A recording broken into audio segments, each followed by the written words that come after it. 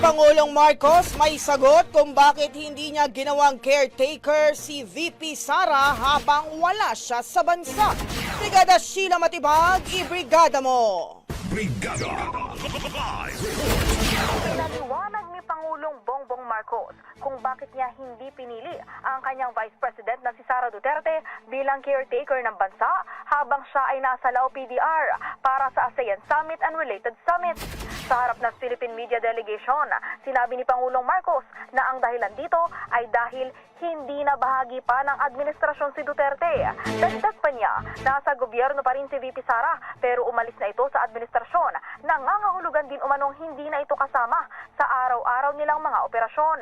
Aniya, magiging unfair na mag-impose ng duty sa vice-presidente lalo pat hindi na ito bahagi ng kanyang trabaho. Samantala, binigyang diin naman ng Pangulo na hindi dapat ito bigyang kahulugan bilang falling out o senyales ng kawalan ng tiwala kay Duterte. Mababatid na ang mga caretaker habang wala sa bansa ang Pangulo ay sina Executive Secretary Lucas Bersamin, Justice Secretary Jesus Crispin Remulla at Agrarian Reform Secretary Conrado Estrella III.